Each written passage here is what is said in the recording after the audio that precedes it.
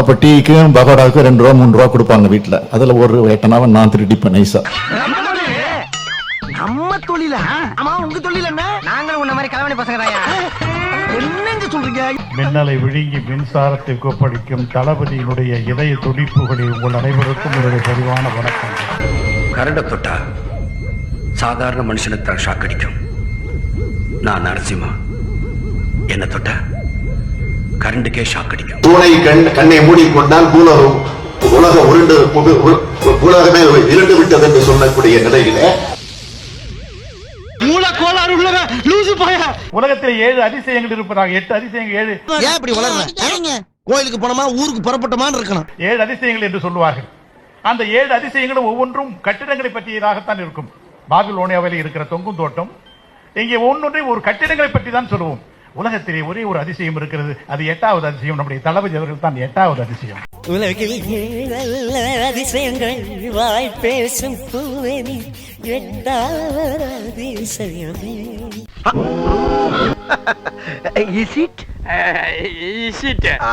நான் ஏற்கனவே பல முறை இந்த ஊடகத்தின் வாயிலாக பத்திரிகையின் வகை தெளிவுபடுத்திருக்கேன். இவர் ஒரு பொம்மை முதலமைச்சர்.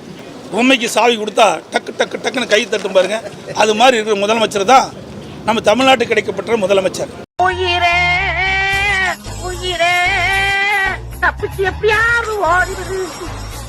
சொல்ல வேண்டியதானே இங்க பாதை இல்லை என்று. நான் எங்கு போனாலும் பொத்தி கொண்டு பேசாமலே பின்னால் வருவீர்களா? லகட பாண்டியா, அந்த பக்கம் பாதாள கிணறு. முடியல முடியல. அப்ப அந்த பொம்மை கை தட்டணும், அப்ப சாவி கொடுப்போம், டக்கு டக்கு டக்குன்னு கை தட்டும். அது மாதிரி இந்த முதலமைச்சர் எதுவுமே தெரியாம பொம்மை மாதிரி இருக்கின்ற ஒரு முதலமைச்சர் தான்.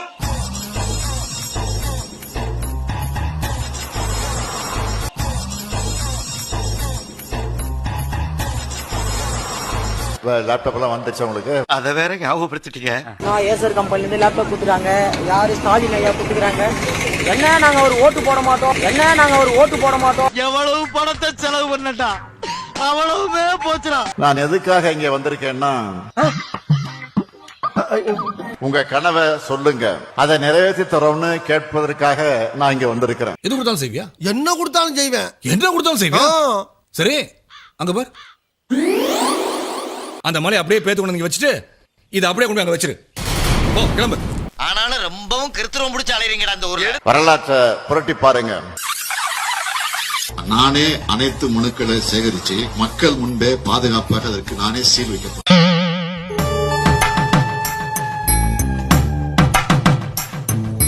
அது வேற வாய், இது நார வாய். இன்னும் 1 மாசம் தான் இருக்கு தேர்தல் அறிவிப்புக்கு. இப்ப எப்படி போய் மக்களுடைய கனவை சொல்லுங்கள் என்று சொல்லி எப்படி நிறைவேற்ற முடியும்? ஸ்டாலின் முதலமைச்சராக பொறுப்பேற்றது இன்று வரை பெயர் வைப்பதிலே வல்லவன். ஒரு பெயரை வைப்பாங்க, ஒரு நாடகத்தை அரங்கேற்றுவாங்க, போட்டோ ஷூட் போடுவாங்க, பத்திரிகைகள் விளம்பரம் வரும். அப்படிப்பட்ட ஒரு ஆட்சி தான் நடந்துட்டு.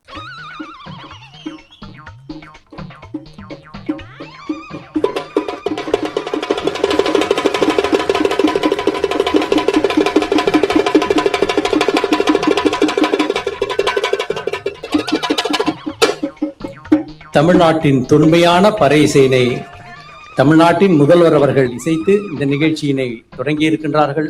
விளங்கும்டா. இன்னையில இருந்து உங்கள் அனைவருக்கும் இலவச மருத்துவம். ஐயா பாப்பா, உனக்கு என்ன வேணும்? நீங்க பேசுனதெல்லாம் நான் கேட்டுட்டு தான் இருந்தேன். நீங்க என் குலதெய்வம் மாதிரி சார். அதுக்காக பொங்கல் வச்சு கடை போறியா? இல்ல சார், எனக்கு மருந்து வேணும்.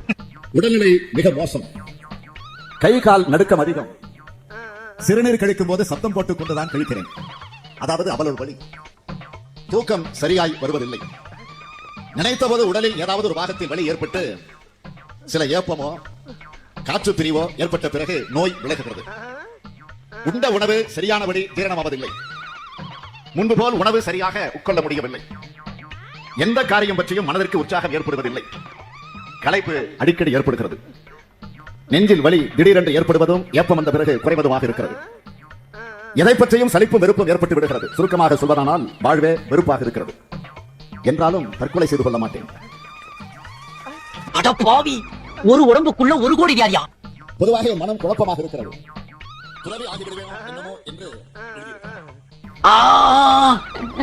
இப்ப நான் உனக்கு என்னடா பண்ணணும்? ஒரு மருந்து, ஒரே மருந்து, அதுல என்னோட எல்லா வியாதியும் குணம் ஆகணும். நிறுத்து கடை, இத நானே டீல் பண்ணிக்கிறேன். இந்தாடா அந்த ஒரே மருந்து. இது எப்படி சாப்பாட்டுக்கு அப்புறமா? இதுதான்டா சாப்பாடு. 3 வேளையுமா? ஒரே வேளை. தேங்க்ஸ், இதத்தான் நான் எதிர்பார்த்தேன்.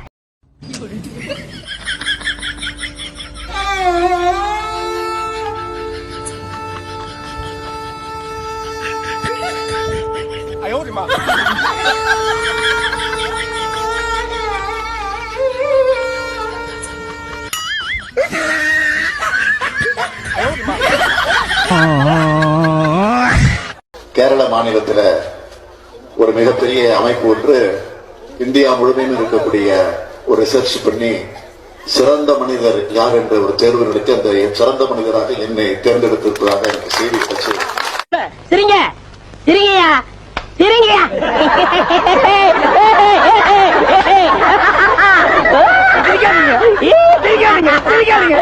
ஒரு மிகப்பெரிய அமைப்பு ஒன்று இந்தியா முழுமையும் இருக்கக்கூடிய ஒரு ரிசர்ச் பண்ணி சிறந்த மனிதர் யார் என்ற ஒரு தேர்வு நடத்தி அந்த சிறந்த மனிதராக என்னை தேர்ந்தெடுத்திருப்பதாக எனக்கு செய்தி கிடைச்சு.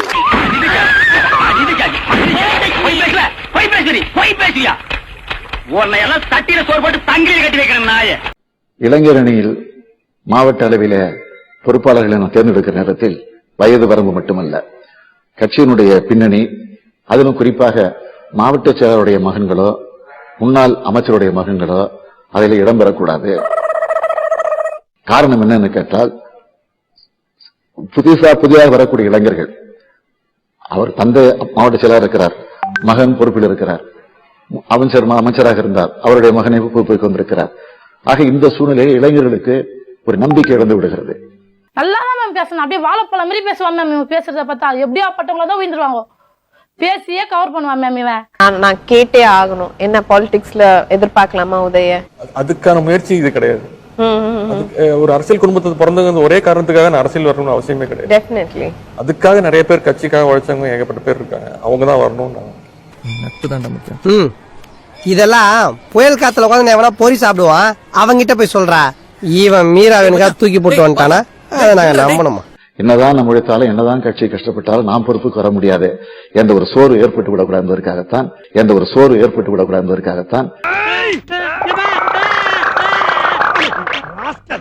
எப்ப பார்த்தாலும் சாப்பாடு சாப்பாடு.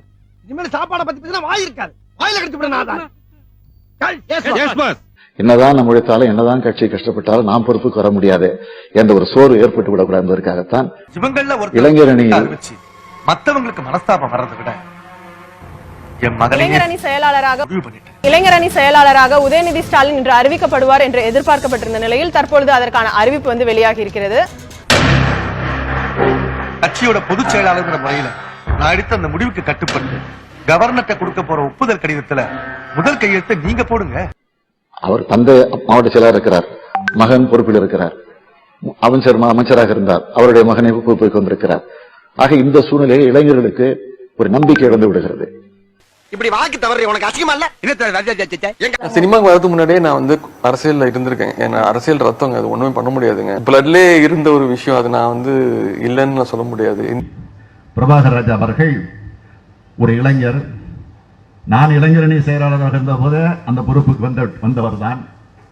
அதற்கு பிறகு என்னுடைய மகன் உதயநிதி ஸ்டாலின் இளைஞரணியின் செயலாளராக பொறுப்பேற்றதற்கு பிறகு மாவட்ட இளைஞரணியின் அமைப்பாளராக இருந்து பணியாற்றிக் கொண்டிருக்கிறார். பெரிய சோழர் பரம்பரை. இவர் ராஜராஜ சோழன், அவர் ராஜேந்திர சோழன். தஞ்சாவூருக்கே இவங்க 2 பேரும் தான் வாரிசு. இந்த பெருச்சாளி கண்ணுக்கே தெரியாது, இது கண்ணுக்கு அழகா. அரசியல் வாரிசுகள் உருவாகி இருக்கிறார்கள். வாரிசு இருக்கக்கூடியவர்களுக்கு தான் வாரிசுகள் வருவார்களே தவிர வாரிசு இல்லாதவர்களுக்கு வர முடியாது. சினிமாக்கு வரதுக்கு முன்னாடியே நான் அரசியல்ல இருந்திருக்கேன். ஏன்னா அரசியல் ரத்தம், அது ஒண்ணுமே பண்ண முடியாதுங்க. பிளட்லே இருந்த ஒரு விஷயம், அது நான் இல்லைன்னு நான் சொல்ல முடியாது. பிள்ளை தப்பாம பிறந்திருக்கு. எனக்கு அப்படிப்பட்ட பிள்ளைய மனதார நெஞ்சார உடமாற